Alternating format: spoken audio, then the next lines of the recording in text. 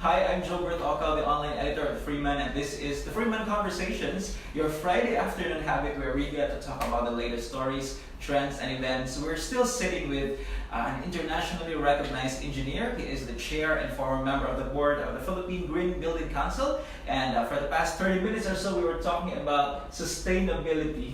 That's true. To those who were watching us earlier, thank you so much for joining us again. And to those of you who have just joined us, we'll be having a very enriching conversation today. Sir Edgar Sabidong, welcome back to the Freeman Conversations. Thank you. Should I say welcome back?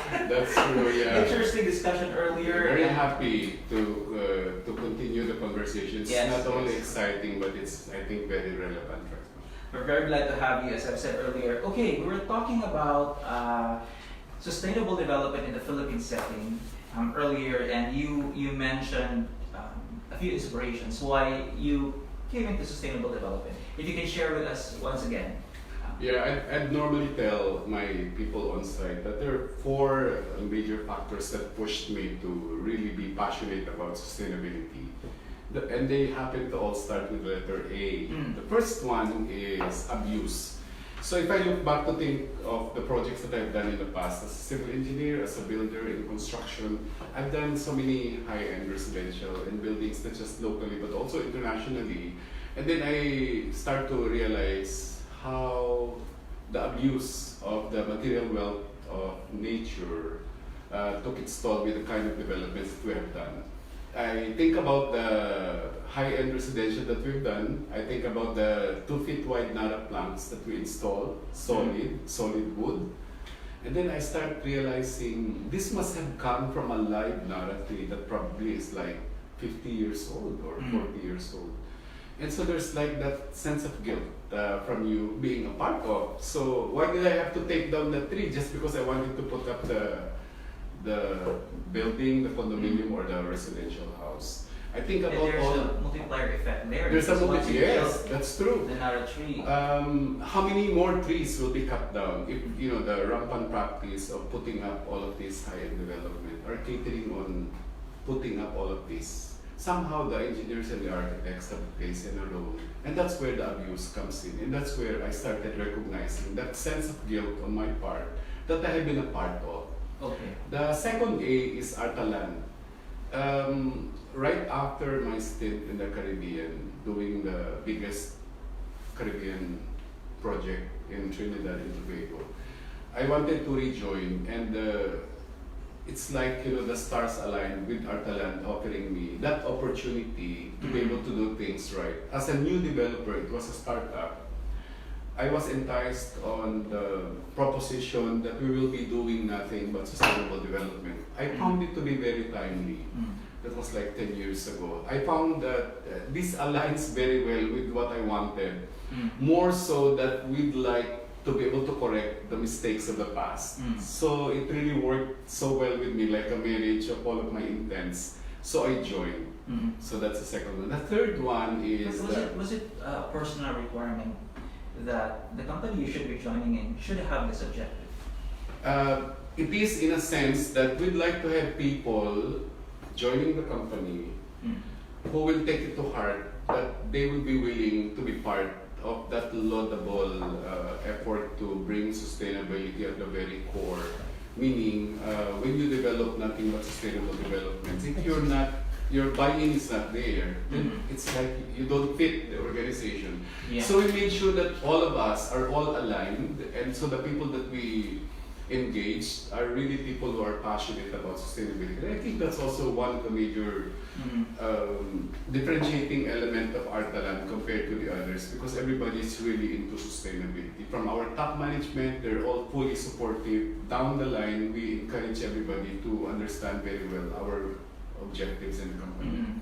The third A is awakening. I did say that somehow, looking back, I recognized the things that I've done in the past and how we have been a part of the destruction of Mother Earth. And so therefore that awakened me that I can also be a voice. I can do something, small as it may, maybe in the beginning, start a program to encourage everybody. That sort of awakening really allowed me now to explain and do the things that I'm doing. And so that brings me to the fourth A, which is the awareness. The awakening is more of a personal part to me. I was awakened, and therefore I felt that there should be awareness that is spread out of that awakening so that I can be a voice. It's having a small platform to tell people that there are little things that we can do for Mother Earth. But it's not just a small platform for you because you are the chair of the Philippine Wood Building I Council. think because of that passion, people saw in me that opportunity to be able to do bigger things. Nobody will believe it if I say that I'm a very shy person. Nobody will believe. But indeed, I started out like that. But soon enough, you start recognizing that there's like a voice telling me that, hey, you have the voice as well to let people know that in your sphere of influence in the industry that I belong, I can, with a voice, get everybody on the awareness mode. And so those 4 A's now, the abuse, Artalan, the awakening, and the awareness, they're the major contributing factors why I'm very, very passionate about sustainability. You mentioned earlier that no single company can do sustainability alone. It has to be a collective effort. That's true. In fact, that's the very essence of why Artalan joined the Philippine Green Building Council, because much as we wanted to lead, we're a startup company. We do projects, we're a boutique company, and therefore we do projects that are special, holistic, sustainable. But we alone, as a company, cannot do it on our own. So by joining the Philippine Green Building Council, we're able to influence more. We've had opportunities to speak, not just locally but also internationally, representing both companies and the council, to be able to do a lot of the awareness is spread on people. We started with our own respective projects. So that's an opportunity because when everybody sees what you're doing and you're consistent with it, they believe you. That you're, for example, selling a product, not for the sake of marketing's sake alone, but you really take it to heart that this building that you're putting up is very, very sustainable. It's very, very energy efficient. In fact, if I look back at the projects that we've done, the tenants are really happy. They may not admit, but really that's a funny thing. They may not admit, but they say that we liked it here, but we just do not want to say it. So somebody asked me before in one major event, what is the biggest challenge of doing a green building? Yes. Is it really more expensive? In a sense because of the premium, but I tell you, the biggest challenge is really a happy tenant, a happy client. Why? Because no matter what, they will always say that they're not happy. They'll be complaining about practically anything, the smallest of the ground and the paint and whatever. But when you give them a green building, and they start to live in it, they have less cost in terms of the energy. They have less water consumption. They know that they have done something. The indoor air is healthy for their tenants, and so it offers them a lot more. Especially when you speak about the intangibles in life. A healthy environment that cultures in that sustainable aspects and practices to allow children to also understand that what we're doing here is really for you, for the future. So the challenge, as you were asking about, because it's more expensive. Again, we look at expensive in what context here. It always is that the upfront cost could be higher, but we have to recognize that the longer term effect and benefit is really, it pays off the initial investment. So that's what green building is really all about. Strangely though, when we were starting, we were worried, and so what we did was really to partner with people who also shares the same passion for sustainability. When we engage contractors, we first ask them basic questions like, are you into sustainable development? Do you have any sustainable acts or practices in your company? If they do, they get special credits on the accreditation. It's also our way of spreading awareness that when you have sustainable acts within or programs within your organization, you become a green supplier or a green contractor. And you get encouraged by us because we will invite you to be part of the projects that we do in development. Yeah, and the Philippine Green Building Council is composed of developers, contractors, and suppliers. That's true. We do have a lot. In fact, majority of the bigger developers right now are members of the council, and they're taking active part. And this is what we really want. That not just holistically, but individually as well, we benefit out of the council because we're able to not just rate the building, not just spread awareness, but likewise to help people understand that it's not only from the top, but it cascades down and to the buying public as well, to know that the development that they're supporting from the projects that you do will have that multiplier effect for not just the communities that we serve, but also for the country that our country that we put our developments on. I asked you this earlier, and if we can discuss a little bit more on this, I mean, ask you where we are, the Philippines, as far as the global scale of sustainable development is concerned. All right, so of course we hear about the bigger countries outside the more progressive countries that are already way up into sustainable development. It's like they started a long time ago. We awoke, and then now we've realized that we have to catch up. So I would describe it like if you're riding on a plane, we're about ready to take off. So we have the passengers inside, they're equipped, they're ready, they know their destination, they know where to go, the direction is clear, it's fueled up, it's ready to fly.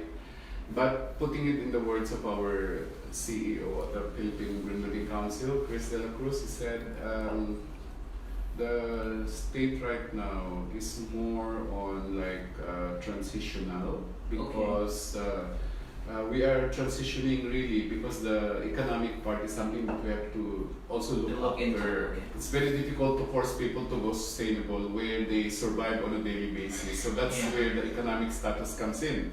So on the triple bottom line of like, well, we speak about the social, the economic, and then the environment. So they have to go hand in hand. I would say that the moment that everybody starts becoming more economically ready, visible, and happy, then we can really focus on sustainable developments. But it has to have a start somewhere, and I'm glad to hear that there now, if you go to the Bonifacio Global City, for example, majority of the buildings that are going up there are now plastered with boards that says that they're green development. So I remember when we started like 8 years ago, and we plastered the fence of our development with LEED and later Verde. People does not understand what is that, because there's really the shortage of awareness, and that's what we majority of the things that we did, not just on sales but on a lot of forum where we spoke. We explained to people what it meant so that they get to understand that being certified green is not about having a green landscape garden, painting the walls green, and or getting a pool and so many other things. That's superficial. It is superficial. Now, when you go to the very core of greenness, because the rating systems allows on different fronts opportunities for people to be more sustainable. So you take on energy, you take on water, you take on materials, you take on innovation. And more so with Verde now, because a lot of people have asked this, what's the difference between LEED and Verde? Right. The Philippine Green Building Council decided to put up its own rating system because it has to align with our own priorities. It has to adapt with our own climate. Our own realities. Our own realities and our own priorities as well in terms of problems. So we have problems with traffic, so therefore we have transportation with a heavier weight.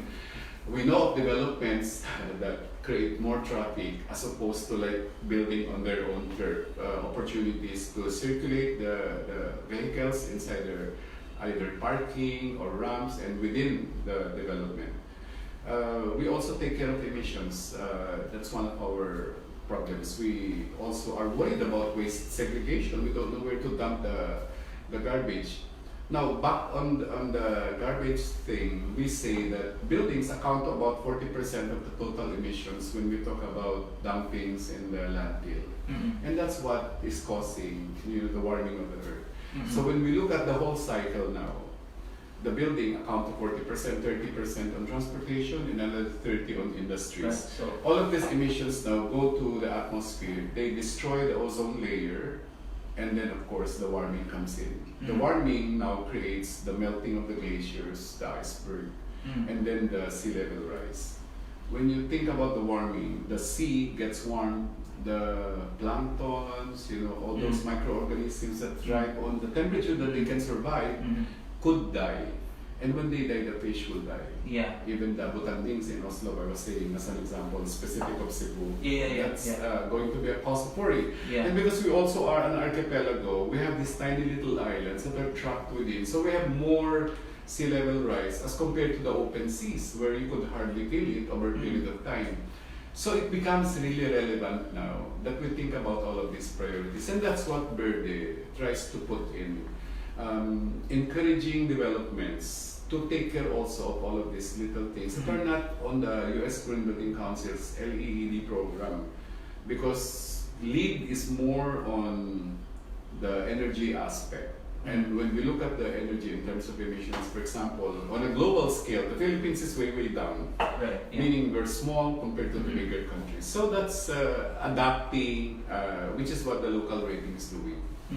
What have you observed here in Cebu? How are we living up to the standards? Are we living up to the standards? Artalan, for example, we're very bullish of the opportunities in Cebu. The very reason why we opted to build our biggest green building here, the Cebu Exchange. And we're crossing our fingers that we'll be able to do some more developments in the future here in Cebu. In fact, that was one of the most asked questions from us by the press during the topping off ceremony of CEBEX. But we really are looking forward to being able to do that. So on a note, as a council member, as a chairman of PhilGBC, we see that with, for example, Mandawi now having the mandate on all developments, private and the local, to go Verde certified minimum. Yeah. I think that will force somehow the developers to also come up with greener developments. In fact, we're really ready to assist. We'd like to be able to visit separately the local government units, not only in Mandawi but also in the other localities and cities as well here in Cebu, so that we can help. Anything that we can do to help spread awareness, get the public to know and understand. Some of them just are waiting to really understand it, because there are a lot of perceptions about cost, there's a lot of perceptions about difficulties and submissions and all.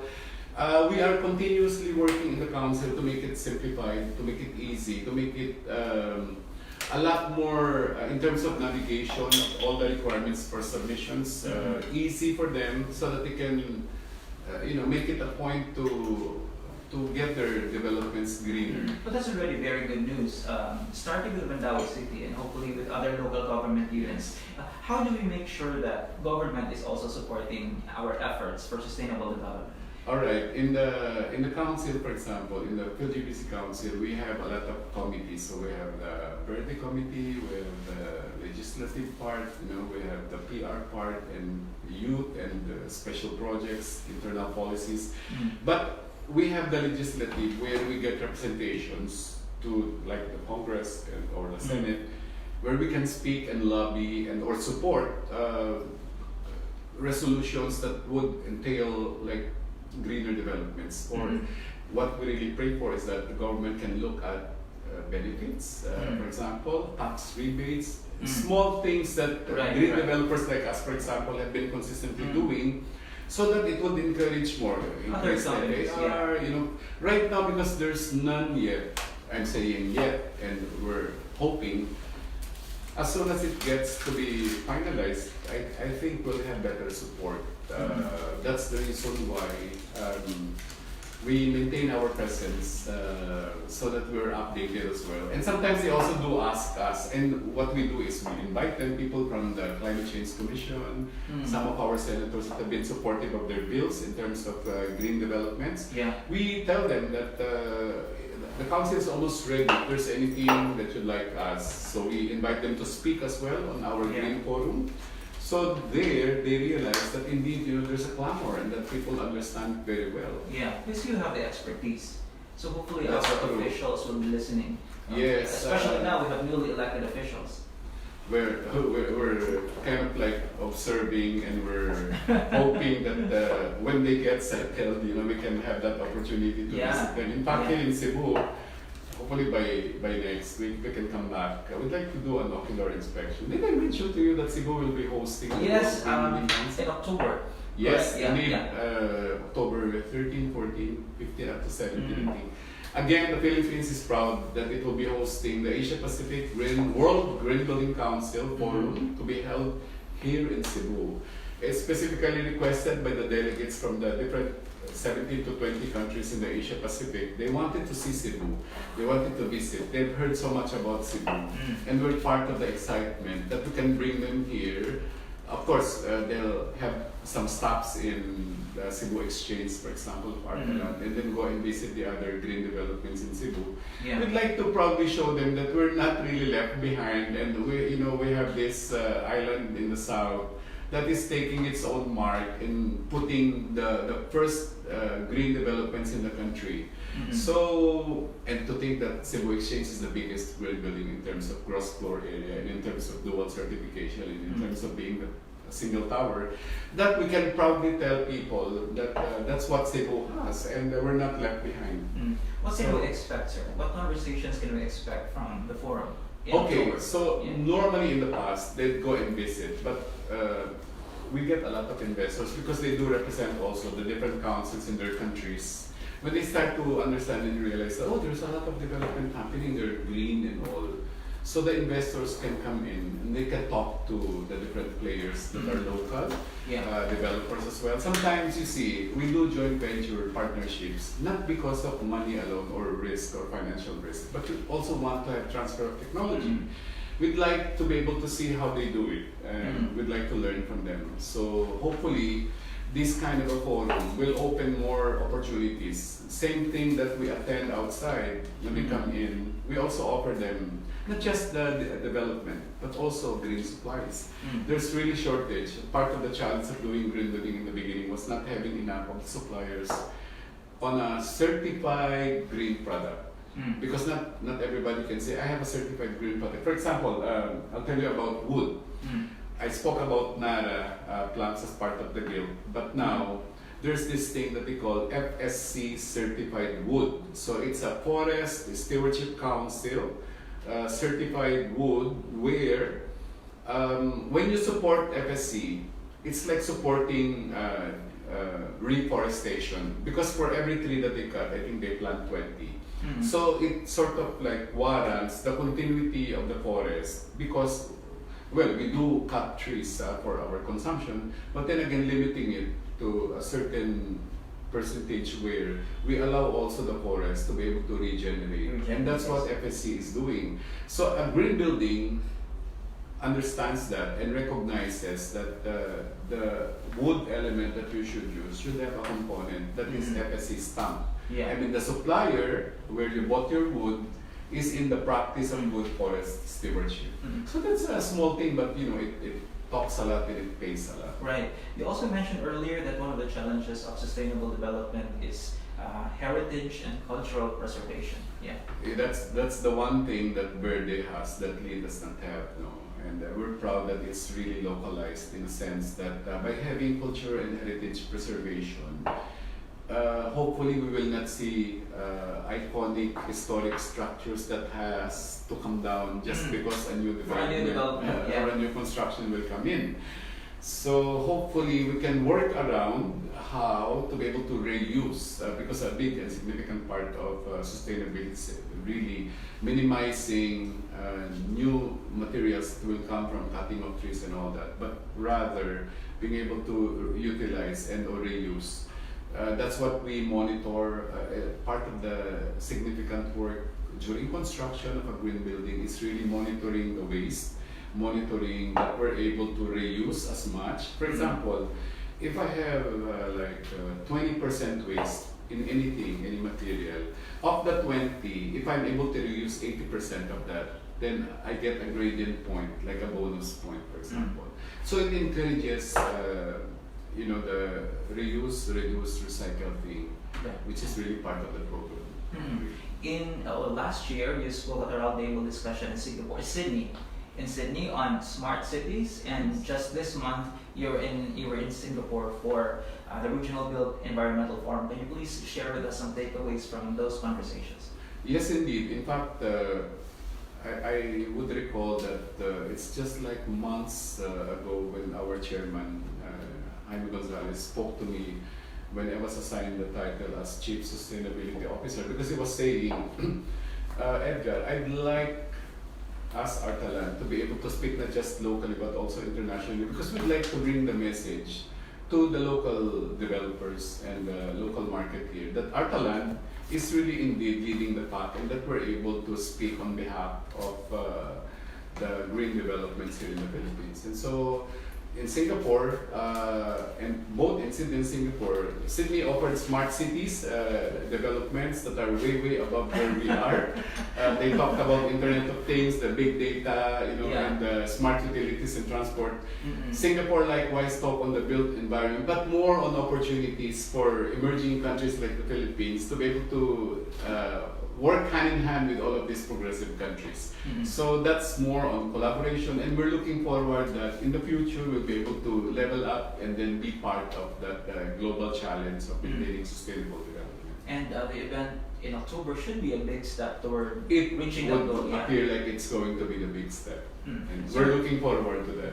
you mentioned the state of sustainable development in the Philippines as like an airplane that's ready to take off. What do we need for us to be able to fly eventually? We need really the fuller understanding. I'm saying fuller, not fullest. I'm saying fuller understanding for everybody to accept it. Once the market is ready, we have challenged really making everybody understand what green building is really all about. Because you need to differentiate what others are saying for marketing's purpose, as well as really living up to the expectation of what a green building should truly be. Now, to be able to work hand in hand and to be able to get that start, to take off, I think we should appreciate that we're not only bound to focus more on the cost or on the profit.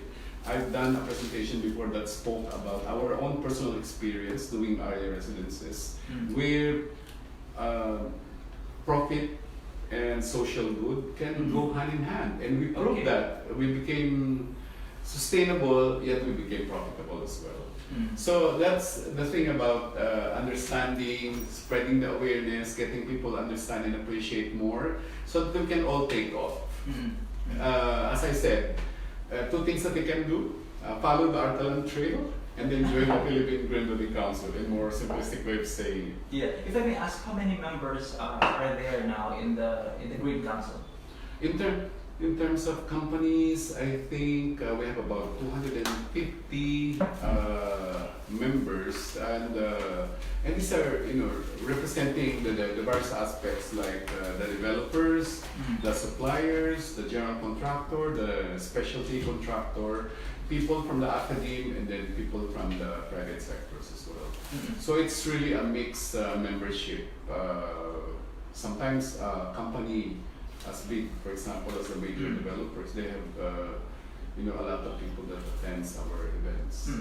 This idea of sustainable development, to some it's vague, to some it's too good to be true.